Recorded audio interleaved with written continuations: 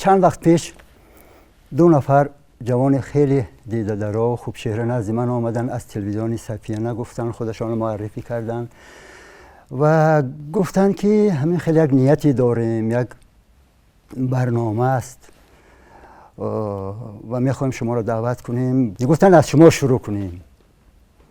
بعد همون خواهششون به من معقول شد، پیشنهادشون به من پسند آمد. گفتم خب باشد. من چی میخوام؟ مادامی که همین اقدام پیشه کردیم، مادامی که همین تصمیم گرفتیم، بسیار میخواستم که همین صحبتی ما بسیار صمیمی باشد، قلبی باشد، با قبل زنده یاد بدیل که این زبان پاره دل است در دهان ما و خدایی که همین هرچی ما از این زبان میگوییم از دل باشد، از قلب باشد، چون سخن از دل که آمد به دل میرسد. خب موافق برنامه من باید خودم به شما معرفی کنم. خب بنده شریفی عبدالمومن حلیمزاد، این رسما در از روی حجت سال 1960 29 نوامبر تولد شدم، هرچند در یگان حجت رسمی من این سنه نیست. در بلیت کمسمالی من فامیلی من خالف مومن جان، تولدم 9 سپتامبر سال 61. صنف 9 بودم. در شهادتنامه صنف 8 که تمام میکنیم، حاضر 9 اون وقت صنف 8 تمام میکنیم، تا 10 ساله بود. اونجا هم همین خیلی خالف مومن جان سال 61 تولد ماه نیست. و بعد صنف 9 بودم، عمکم راهبری صنف آمدن گفتن عبدالمومن تو یگان حجت نداری در مکتب. گفتم چه خیلی، من 9 سال خواندم، چه هیچی حجت نداری. من گفتم من چیکار کنم؟ گفتن نزد بابات رو. بابای مادری من در قشلاق همسایه کوشک مزار چندین سال کاتب جماعه بودن. گفتن نزد بابات رو، شاید باشه چیزی. رفتم نزد بابام. بابا گفتم من یگان حجت، یگان شهادتنامه تولد، یگان چی دارم؟ بابا اینا مرد جدی بودن، قد بلند بودن، زیبا بودن. خواستن گفتن یک کلید انمی قدر برآوردن، یک سیف آهنی دارن، جوان سیف آهنی دارن، یک حدود 1.20 1.5 متر هم داشتن همون وقت. گشادن شهادتنامه بود، حدود 10-15 تا من دیدم. یک تاش کفتن یک تاش محو گرفتم خواندم. انا اینجا من خالف نیو شریف عبدالمومن 20 ایونی سال 61 تولدم. خب خانه آمدم با بیبیم، رحمتی بیبیم، بابایم به ینگه ها هم نشان دادم. خیلی گفتن تو در آخر تیر ماه تولد شدگی، این تابستان این نادرستی. وقتی پاسپورتگیری بود، 3 سال به پاسپورتگیری رسید، رفتم پاسپورت رو گرفتم، میبینم در اونجا 20 می سال 61 نوشتن. خیلی گفتم فرقش اونش هم خطا اینش هم خطا. دیگه اعتراض نکردم و گرفتم و همین چی در دل من بود که من کی تولد شدم، کدام سال. بعد پدرم رو پرسیدم، کورس 3 بودم البته در اینستیتوت. اون وقت اندک به بلاغت رسیم، اکنون بعد درباره خود و هستی و کمتر فکر میکنی. پرسیدم گفتم پدر من کی تولد شدم؟ گفتن 29 نوامبر سال 60 تولد شدی. من گفتم دقیق.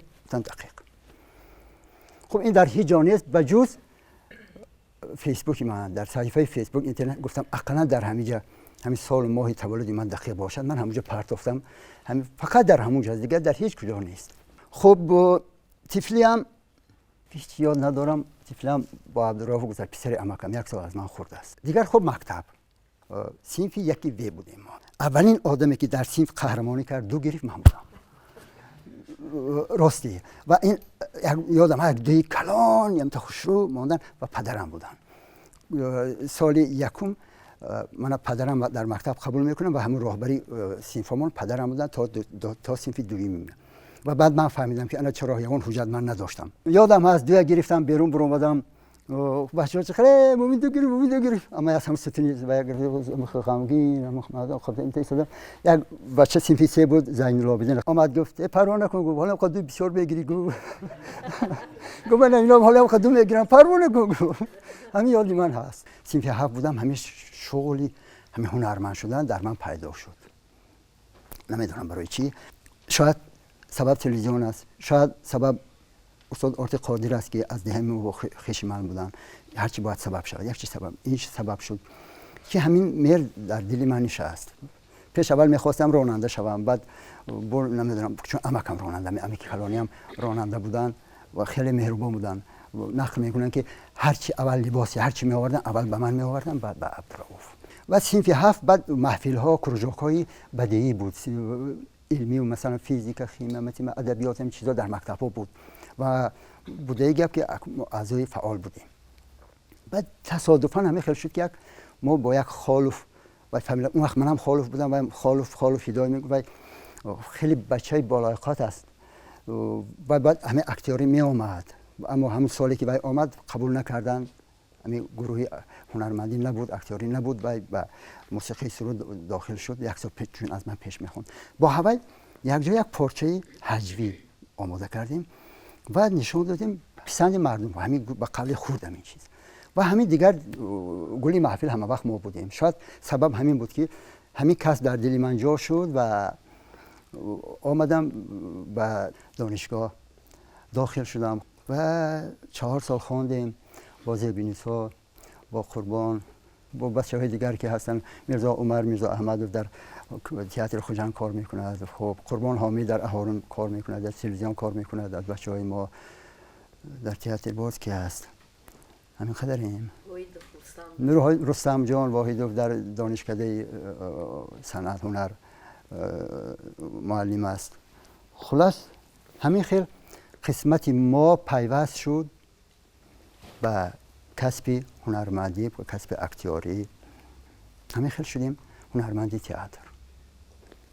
میتونید اکنون اگر سوال داشته باشید سوال تید، من با جان دل اگر توانم به قدر امکان جواب میگویم. آن آهنگ‌های گوشرسه که در نمایشنامه‌های اجرا کرده شما احساس می‌شود از کجاست؟ موسیقی در تمام وجودی من اینقدر موسیقی دوست می‌دارم، این به یگان محبت به یک چیز، هیچ ناگفتنی، اینقدر میل به موسیقی دارم. شاید به خاطری که عمم میگفتن که وقتی تو طفل بودی خوراک تمام شد، من بیشتر چی می‌خوردم، یعنی سوشانکاکو اینا بیشتر به من می‌دادن و میگفتن وقتی تمام شد دیگه نمی‌تونم چیکار کنم، بعد شکر با آب یک جای می‌کنم، من درزه می‌کردم، می‌گفتم هم همون فری می‌دادم تا می‌خوردم و با خب نمی‌کردی. بعد همین عمکم کلان یک دنبوره دوتار داشتیم، همون دوتار رو می‌گرفتم می‌نواختم، همون خطی تو خب می‌کردی، کارم فقط دوتار نوازی بود برای تو. این یک شاید این چیز.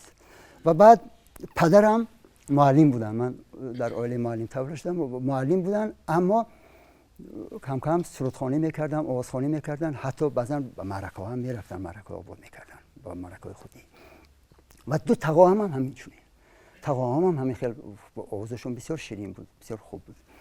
شاید همین است، یک چیزی، یک تاثیر خونی هست در من که اینقدر این موسیقی سرود همین چیزها در من نشست. شاید هم یک کمک صدایی که من خدا داده است از همون است و برای همین این چیزایی که خب هر چیزی که خدا داده است باید اون رو استفاده کرد. و استاد فرخ قاسم همین چیزا پای بردن، همین چیزا گفتن باید در نمایش‌های من این چیزا استفاده کنی، همین چیزی که خدا به تو داده است. و همین خیلی من کم کم در نمایش‌ها که من خودم اجرا میکنم بعضا قسمتی همین موسیقی و موسیقی سرود همین چیزهای اجرا میکردم. سلطان عثمان در مصاحبه در تلویزیون گفته بود که اگر عبدالمومن نمیشد من رستم و سهراب هیچ وقت نمیگرفتم، نمیماندم در صحنه، به خاطر همین که اونجا بیشتر موسیقی و سرود عنعنه ها و چیزهای ملی سنتی ما بود و اول باید رازگی من نگرفت که تو همین کار میکنی یا نه که ما همین نمایش گیریم. منی نیست، به خاطری که پس در من همین چیزی بوده است که مردم به من اعتماد کردن، کارگردان اعتماد کردن، چون استاد فرخ، چون سلطان عثمان، ناظم که شبیه دوره گرفتیم، اصلا به قول منقد حسن نمایش همین سرود و همین موسیقی ها بود. و استاد فرخ هم قربانم در مقالش گفته بود که مومن حسن نمایش های من عبدالمومن به خاطر همین صدایی که این مهنت منه، این خدا همین خدش داده است به من و همین استفاده کردیم. به همین خاطر من شاید بیشتر شوق و ذوق به موسیقی دارم و بعد من باوری دارم همتون داره، چون موسیقی نه زبان دارد، نه مذهب دارد، نه ملت دارد. پارچه خیلی وزین، خیلی مشکلی که از همین نمایش شب دور است همون انتخاب کردم. از وطن رفتم،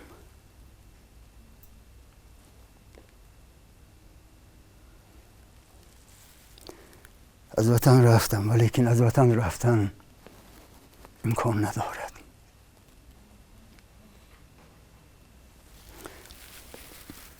از وطن وقتی که می رفتم یادم از او در فضا می رفت، دادم از او در هوا می رفت.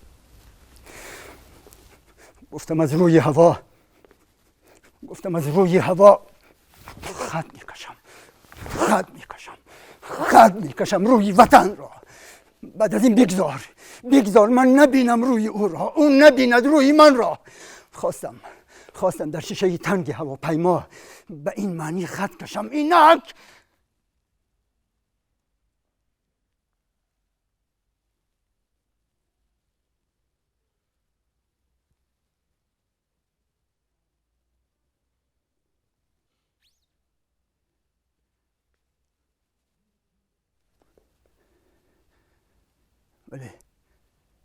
ولی اون شیشه رو نخواست بوسیدم.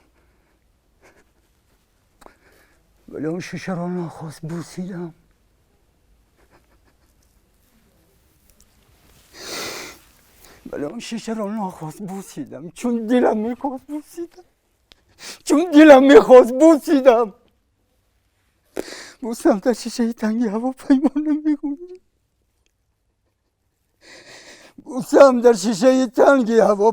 نمیگونجید.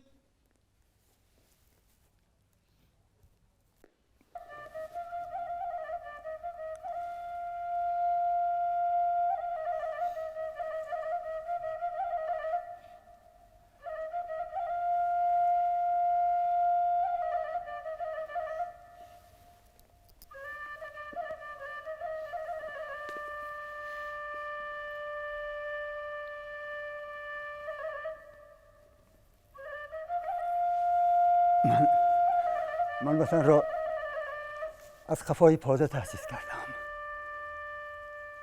رهروان با 5 حس ذاتی هم حس کردم، با زبان و چشم و گوش و با دماغ و دست و پا، با چمیدن، با چشیدن، با شمیدن، با صدا با چمیدن، با شمیدن، با چشیدن، با صدا، با صدا.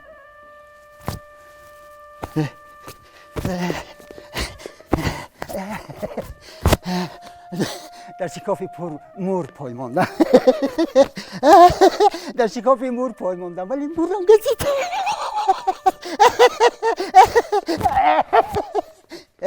گوشتم تلخ است. گوشتم تلخ است. گفتم لک زنبورم گزید.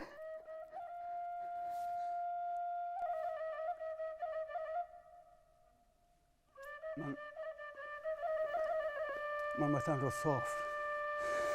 وطن را صاف به شرح و بیان فهمیدم. از پی مال و شمالش رهروان فهمیدم. من به او وابسته‌ام، هم با قدم هم با کلم. پادر راهش را اگر گم میکنم گم میشوم. گرهای لطبندیش نظرگاهی منند. گرهای لطبندی قلمراهی منند. غیر از آن یک توتی کلتوتی سری خاکی پدر، من در این دنیا نمیترسم من از مشتی دیگر. غیر از آن یک توتی کلتوتی سری خاکی پدر، من در این دنیا نمیترسم من از مشتی دیگر.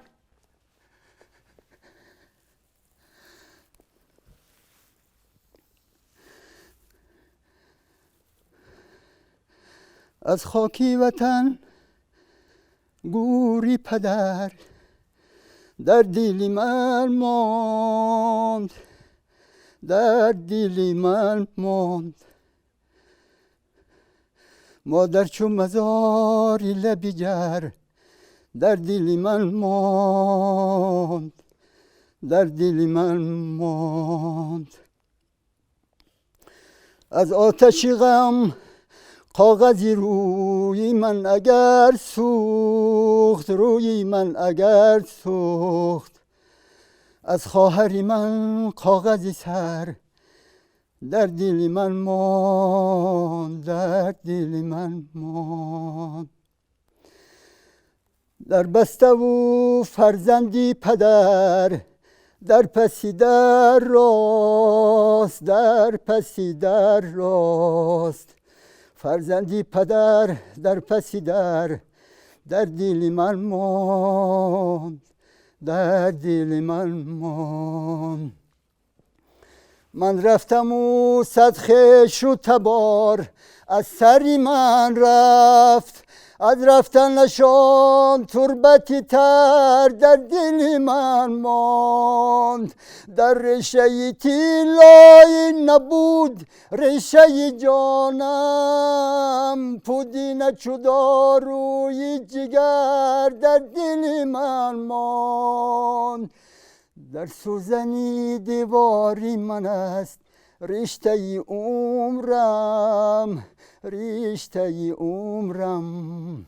کافی همان سوزن اگر در دل من ماند، در دل من ماند، در دل من ماند، در دل من ماند.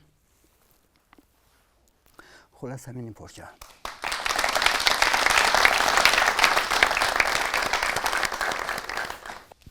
то ҳол маълум аст ки дар чанд театрҳо кору фаъолият кардед? агар хато накунам дар 5 театр кору фаъолият кардед.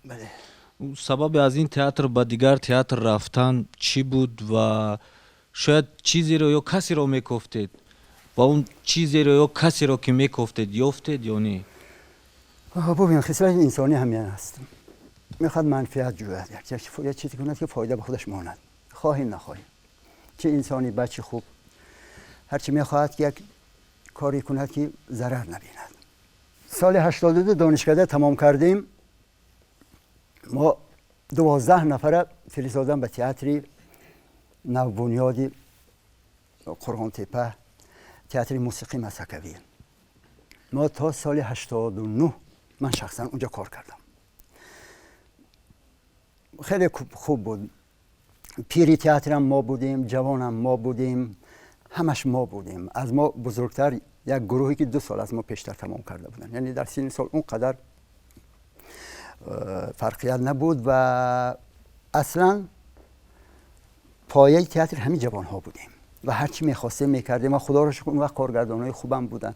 ظفر جوادوف کارهای بهترین هنری ایشان در همونجا اجرا شد و همین بود که یک بار توجه کارگردان ها چون استاد فرخ قاسم، برزا عبدالرزاق، شوکت خلیل به تئاتر قرغان تپه زیاد شد و همه اونها اونجا نمایش گذاشتن.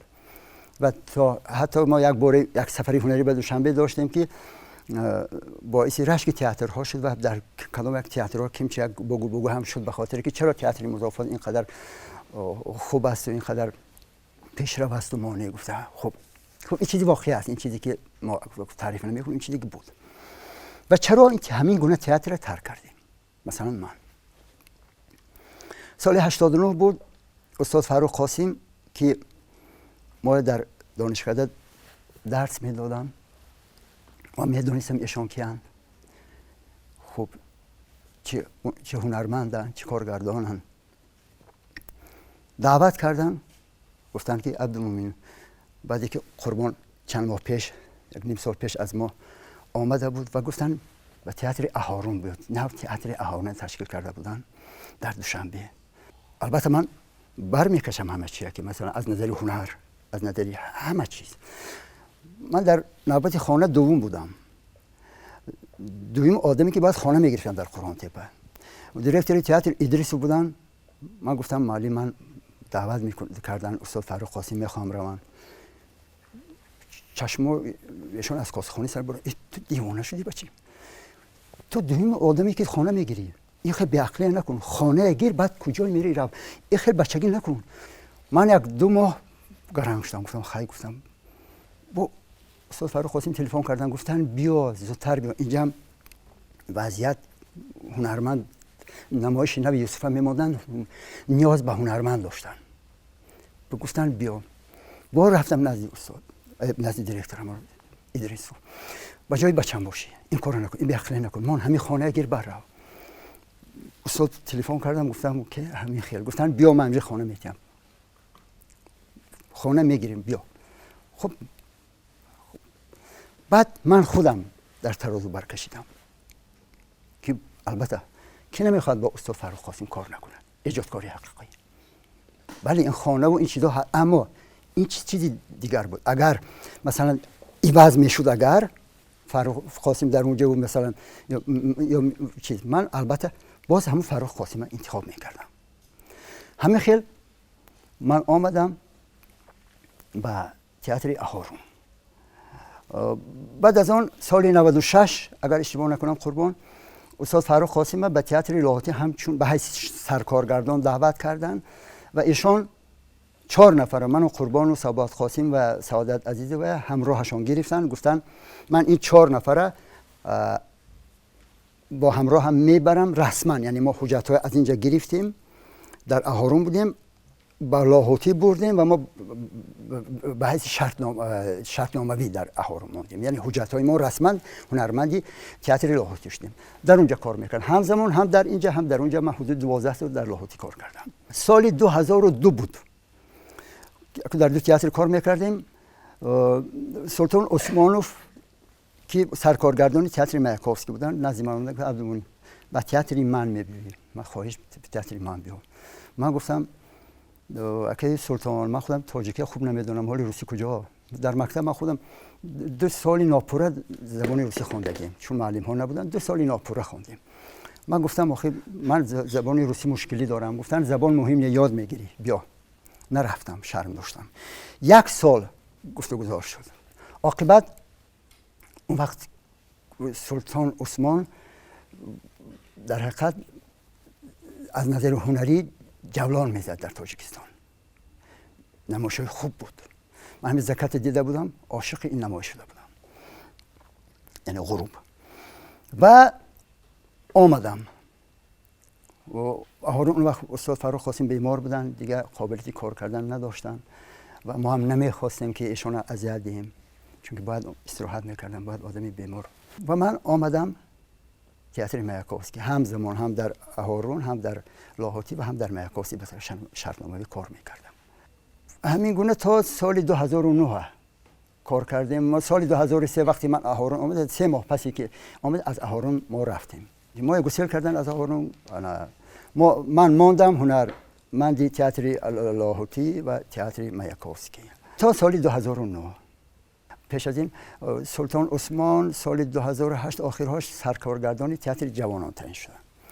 و گفتن که همراه بیایید من سهراب دعوت کردن از تئاتر مایاکوفسکی من همزمان در لاهوتی در مایاکوفسکی و در جوانان کار میکردم من یادم هست با استاد هاشم گدا رودکیه نمایش رودکیه کار میکردیم تا ساعت 5 اینجا کار میکردم من با حیث دیون کارگردانم بودم در اینجا با و جز که نقشه که خود داشتم از تا ساعت 5 میرفتم اونجا تا ساعت 9 10 8 9 10 شب در مایاکوفسکی در جوانان کار میکردیم خب بعد از روی اون ترازی که من برکشیدم و کارگردان مثل کجا کار ایجادی است کجا مهم است کجا یعنی من از اولی که یادتون هست گفتم که آدم فایده خودش میجوید منفعت خواهی نخواهی من گفتم کجا به من بیشتر فایده میآورد از نظر هنری خب دیدم که بیشتر من باید انتخاب کنم تئاتر جوانان را چون سلطان عثمان اونجا بود و همینطور این تئاتر رو ترک کردم رفتم تئاتر جوانان و خدا را شکر تا امروز این 5مین تئاتر من است در حقیقت که من کار کردم و حالا هیچ جا نرفتم و نیتی رفتنم ندارم خب ببینیم آینده چی میشه من یک سوال دارم راستی حاضر دو جمله اول بگم که مومین عبدالمومین میانی عینی، میانی بازار صابیر و میانی عبدالمومین شریف غرق است. یعنی عجب یک چیز، یک سینتز رنگ آمیزی این یک. و هیچگاه مثلا بازی از این قوی تر تا ندیده بودم. این خیلی خیلی عالی بود. خیال میکردم که هیچ کس تو را سازی من نمیشناسند، اما حاضر برام یک سوال جواب نبود به یک سوال. مثلا کودکی تا گفتی، استودنتی تا گفتی، بعد گفتی که همین قصه مادرت برای من تو حاضرم. من میگم میتونی در هم این خیلی ده انا فکر نکنه که من اکتوری میکنم.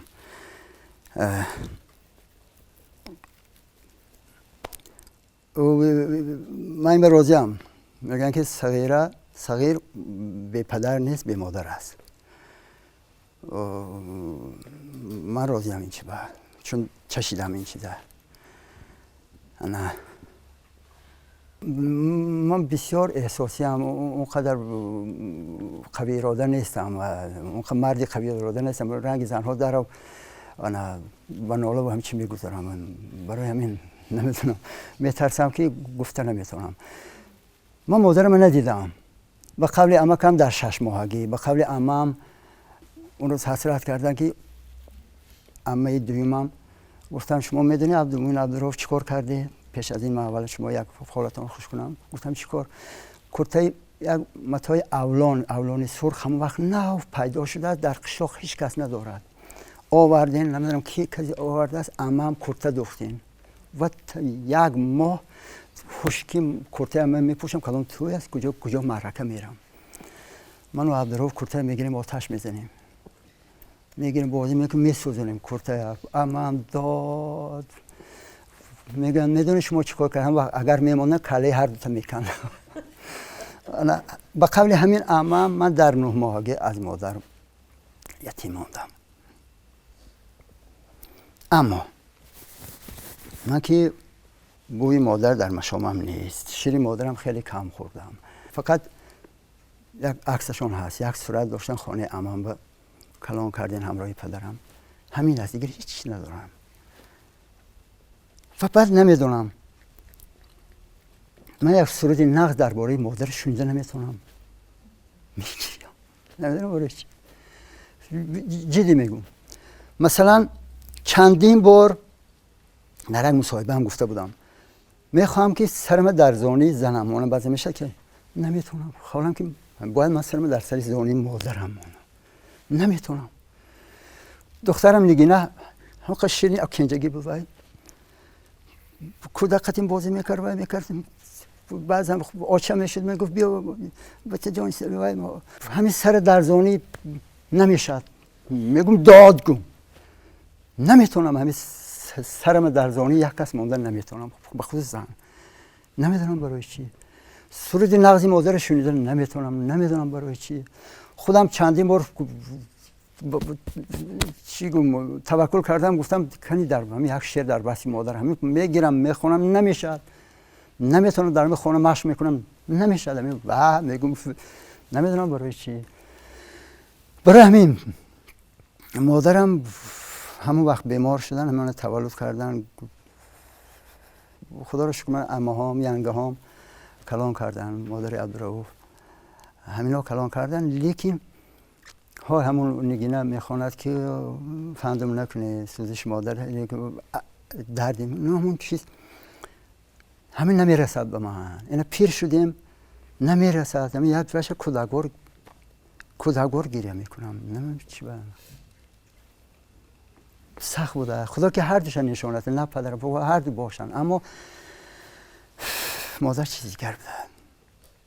انا شما بعضی میگن که مادرم این کار اون کار وای کرد، من آب میشم میگم انا همون چی نمیرسد. انا یک چیزی که در من نهش، انا قصه مادری من همین. برای این پدرم زن دیگر گرفتن و بابا و بیبیم با خلاص آمدن که اونا منم کلان میکنم و در بابا و بیبی با سرپرستی عمکم کلان شدم. پدرم دیگه دیهاتن شنی که کنار آمدن اینجا خدا را شکر دادر و خواهر دارم و همین خیلی شد. устоди азиз, جان дар ҳаёти ҳунарӣ муҳит шуморо сохт ё ки шумо муҳитро сохтед? یا هر دو. این هر دو به هم وابسته‌اند. یک بیت بسیار خوب یادم اومد. تو میدونی که اصلاح بشر چیست؟ جز اصلاح خودی چیزی دیگر نیست. محیط ما میسازیم. هر یکی ما محیط سازیم. و محیط خوب یا بد ما میسازیم، ما میکنیم. اما و بعضا همین خیلی میشود که ما قربانی محیط میشویم، چون با یک نفر نمیتوان محیط ساخت. برای همین چون راه هنرمندی هم در زندگی بسیار بسیار راهی پرمشقت است. واه اینقدر مشکلی ها دارد، اینقدر نامردی ها دارد، اینقدر خوبی ها دارد، اینقدر بدی ها دارد، شیرین و تلخی ها دارد. نه هر کس تابی این کارم. ما 26 نفر ختم کردیم، 4 نفر 5 نفر هنرمند کار میکنیم. بسیار راهی پرمشقت است. تا جای با این سوالات تا جای بله من محیط ساختم برای خود و برای یک گروه خودمان. اونا به من کمک کردن و خلاص همه خیال شد. نمیشد که یک محیط کامل ساخت. بدبختانه به همین خلاصه آمده که محیط کامل هیچ وقت ساخته نمیشد. وقتی که 5 انگشت برابر نیست، وقتی در یک خانه 2 برادر با هم موافق نیستن، کجا در یک تئاتری که 50 نفر یا 30 نفر یا 40 نفر کار میکنن یا 20 نفر کار میکنن یک محیط سالم ساخت. اما اون تئاترهای موفق از تجربه کاری من دیدم، اون تئاترهای موفقن که اقلا 4-5 نفر نفرای سرسپرده، نفرای مهنتی، نفرایی که به قدر هنر به قدر مهنتی اصیل میرسن، همونا میساختیم. من در تجربه زندگی کاری هم به هم خلاصه آمدم که هیچ کس به تنهایی نمیتواند، نه فرخ قاسم، نه برزور سلطان، نه دیگرون و نه ما. سلطان اگه خوب گفته، من نه گفت فرخ اکه فهمیدم اول باید دسته خوب، گروه خوب ساخت، بعد تئاتر ساخت، بعد نمایش خوب. من گفت همین چیز بعد فهمیدم. گفت اما گروه ساختن کاری سهل نیست. تئاتر از اون سخت‌تر و مشکل‌تر و خونی جگر میشه. استاد، برای شما همچون هنرمند در راهی هنر و نقش‌آفرینی مهمترین ارزش چیست و یعنی از چی میترسید و تا حال ترس دارید؟ مهمترین چیز برای ایجادکار چی است؟ نام نیک، عملی نیک. هر انسان میخواهد که از خود یک نام عملی نیک ماند. فرهنگیان وظیفه داریم که مردم به سوی فرهنگ دعوت کنیم، چون فرهنگ هستی انسان است، هستی ملت و دولت است. این شعار نیست بچه ها، این در اصل همین است. هر ملتی که به فرهنگ اهمیت نداد، فرهنگ پسی سر کرد، نیست شد. ملت هایی که قدرتمند بودن، به دولت بودن، بایترین به اصطلاح بودن، نیست شدن. برای چی؟ برای اینکه من مثال عادی، من شوروی که من 70 سال در قوه هیچ قوه‌ای و نصف کرده نتوانست و نمیتوانستم. دنیا در دستش بود، نیمی زمین دنیا در دستش بود، نیمی قدرت در دستش. هیچ قوه‌ای و نصف کرده نتوانست. خود به خود از بین رفت. خودش هم حیران، همه دنیا هم حیران، ما هم حیران، در حیران موندیم. چرا؟ برای اینکه باید میخواست یک فرهنگی نو سازد، یک دینی نو سازد، یک ملتی نو سازد، یک زبانی نو سازد، یک چیزی نو خیالی سازد. وقتی که از فرهنگ سنتی همه دور کرد، از فرهنگ اصلی هم خود به خود از بین رفت. برای اینکه مردم از هستیش دور شد. تاجیک نمیدونست که او کی است، تاجیک است، دیگه ملت است، مسلمان است، کمونیست است، چی است نمیدونست. دیگه ملت هم همین خیلی بودن، هستی خود نمیدونستن کیان اونا. ما شوروییم، دینشون نمیدونید چی، مذهبشون نمیدونستن چی است. اصل همین است. چرا اونا از بین رفتن؟ چون که همه پس قدرت، پس مال، پس دولت، ثروت، این چیها شدن و فرهنگ یادشون رفت. فرهنگ اصل انسانی از یاد رفت، برای همین از بین رفت. و به همین خاطر ما وظیفه ما همین است، ما وظیفه داریم این کار کنیم فرهنگی ها. و ترسم از همین که از همین چی من دور نشوم، از رسالت انسانی و از وظیفه انسانی و هنرمندیم دور نشوم. از روزی که ما شخصا قدم به همین صاحب به همین کسب یعنی به دانشگاه صنعت موندم، از همون روز شما را میشناسم. سوال این است که از محبت خود به جامعه و محبت مردم و شناخت آنها چی احساس دارین شما؟ میدونید سوال بسیار سوال سخت است. به خاطر چی؟ من اون چیزی که من گفتم، رسالت انسانی، رسالت هنرمندی، هرچی مردم ما میشناسد از روی وظیفه مان است. خب ما این نشناسد که میشناسد؟ ما تلویزیون میبرویم هر روز، در فیلم ها هستیم، این واقعیت، این چیزی بوده است، باید شناسن. هستن آدمایی که یک بار تلویزیون میبرد از ما بهتر و خوبتر 100 بار میشناسن. اما من راستی گپ، هر یک مهر و محبتی که از طرف مردم به من میشود بعضا میگیریم. من جدی میگم، من چندین بار گریستم. برای چی؟ وای انسان اینقدر با محبت، اینقدر با مهر به اندازه به من مناسبت میکند که به من دیگه هنرمند نیست، به من انسان. و خیال میکند از من از روی وظیفه بها میده و خیال میکند که من از روی که نقشه که دیده است، خیال میکند که من همچین انسان همو خیلینم. از کجا میدونم من چه انسانم؟ من که خودم ناز میدونم. من یک ذره به مهری وی ارزنده نیستم. جدی میگم. من از این مهر صاف، از این دل صافی اون مرد، اون زن، اون نفری که به من از اون خدا میگم یک ذره اقلا من ارزنده کن به این مهر. من کیم که وای خیلی آدمی بیگانه میبود اینقدر به من مهر میکند، بعضی کمک میکنه یک چیه کاری دیگر. من که یک ذره به مهر و به اون محبتی وای ارزنده نیستم.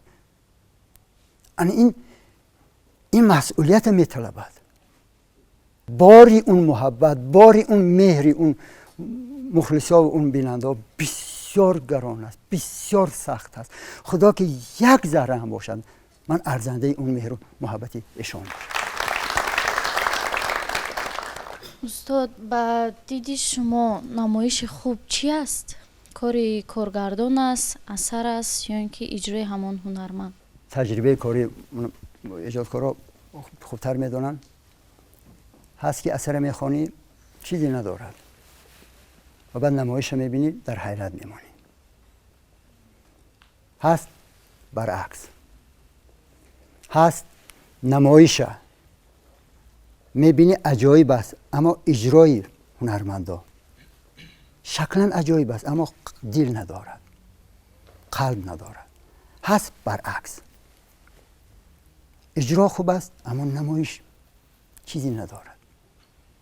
بیچاره هنرمند جان میکند اما میگوی خدای برای چی؟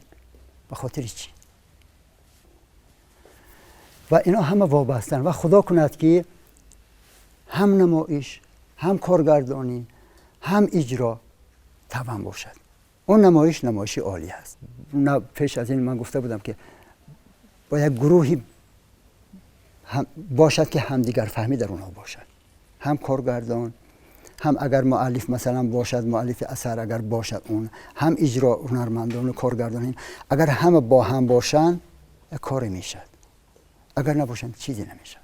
برای من از شما خواهش که محیط شما میسازید بچه ها، جامعه را ما میسازیم، هممون میسازیم و این خیلی نشود که من چی کار دارم با جامعه، من یک پولی خودم یابم، نانی خودم یابم، شکمی خودم سیر کنم. هر کسی همین خیلی فکر کرد، هر ملتی که همین خیلی فکر کرد و از بین رفت، هر دولتی که همین خیلی فکر کرد و از بین رفت. با جز اینکه غمی خودتون میخورید، غمی فرزندانتون خورید و غمی نبیر آیندهتون خورید. و من اگر شما تئاتر بیایید میگویم نه به خاطر که به دیدن من آید، به خاطر فرهنگ بیایید. شما تئاتر بیایید اگر به اختیار خود، اجباری نه که امروز بدبختانه تئاتر کش، همین اجباری بیننده آوردن به تئاتر. به اختیار خود بیایید و ببینید هرچی که مقبول شد به شما یا که نشد بیایید پیش ما. اون وقت ما وظیفه‌دار میشیم. وقتی که میبینم که بیننده به من توجه میکند، خطاگی منم میگوید، اعتراض میکند یا مهر میکند، اون وقت منم شوقم میبیاد. منم بعد میخوام که کار کنم، من چیزی ایجاد کنم و به خاطر هستی هممان بیایید، به خاطر هستی این ملت و این کشور بیایید. تئاتر یکی از شاخه‌های بزرگی فرهنگ است، فرهنگ جامعه است. چون چند تا هنرها در اینجا تجسم 6-7 و این خاطر. استاد به فکر شما هنرمند شرمگین شدن میتواند؟ بیدر گفته است که شرم مردان را وقار است و زنان را زیور است. فهمیدید؟ شرم مردان را وقار است و زنان را زیور است. برای همین خدا نکند که ما از شرم دور شویم، از حیا دور شویم. چی مرد چی زن. شرم، حیا در مد اولی همه انسان است. چی هنرمند، چی من نمیدونم سیاستمدار یا چی انسانی تاجر، فرق یا کشاورز. برای انسان شرم و حیا چیز اول است. شما شرم و حیا با ترس آمیخته نکنید. یک ترس دیگه چیز است، شرم و حیا دیگه چیز است. با ما میگفتید که در نقش آفری وابسته به حالت خود را چگونه وارد میسازید؟ آیا آمادگی میبینید یا که بداهتا؟ در تئاتر همه چیز نقشه است. قانون تئاتر همین است. خب لیکن بعضی جا باید بداهتا روی. من کمتر فراموش خاطرم، ولی همین اصطلاح سرزده بسیار کلمه بعد سرزده مشهور دیگه، سرزده تو سرزده. من در حقیقت سرزده ام، به خاطر که من 6 یا 7 ساله بودم، از بالای من 5 متر افتیدم، در روی سنگا به سر زدم و چند روز بیهوش بودم. بعد صنف 3 میخوندم، من عبدالرؤوف که برام هم گلوس، من بدنفس که نه گلوس هم میپو بالای گلوس بلند، گلوس تاجوی بلند نه رنگ گرفتگی بودم. یک تا کندم، عبدالرؤوف گفت یات منم پرتافتگیم یادم هست. بعد گفتن که خطی همراه گلاس خودم آمدی. بعد بیدار شدم، نمیدونم کی بیدار شدم که همه به سر زدم، همه جام ورم، چند روز خواب کردم. بعد سالی 90 چند بود، من همراه قربان در یک ماشین صدمه شد، در درون ماشین یک ماشین دیگر زد، همین سرم از من همینجا اگر همین خیال کنم خانم تا همینجا راست میخواد همین سرم همینجا. خلاص من سرزده حقیقی منم. برای به خاطر چی نگفتم که بعضا فراموش میکنم. اما من خودم بعد همین دوام نمایش ها میگفتم من در کجا فراموش میکنم بیشتر؟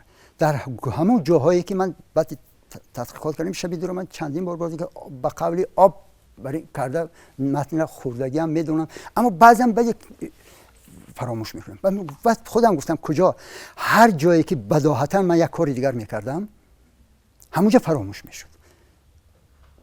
از روی از نقشه بیرون می آمدم فراموش میشد. بداهتا این چیز خوب است. همین این خیلی چیز برای قانون تئاتر شاید به همین خاطر همین قانون ماندگی کارگردان مجبور میکند که انا همین میزان صحنه، انا همین از این بیرون نه. اما بعضی هنرمندا هست که من مثلا یادم نیست که من همین نقشایی که در بازی که همش یک خیل بازی کرده بودم. هیچ وقت من یک خیل بازی نکردم. گفته‌های کارگردان میکنم، اما بداهتا کیم چی وارد میکنم.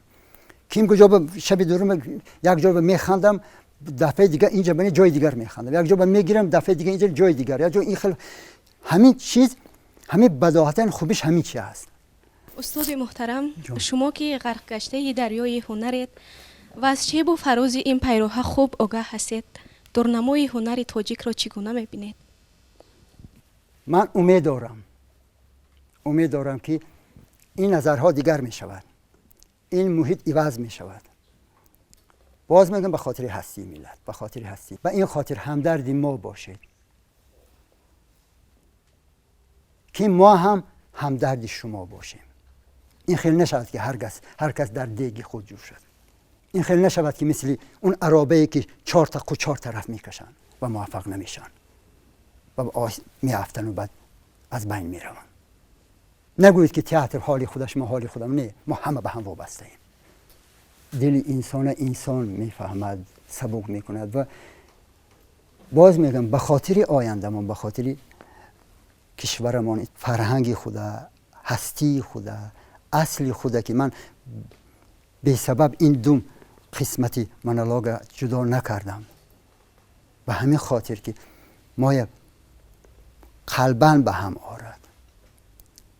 سخنهای ما سخنهای قلبی باشد، دلی باشد، زبانی نی.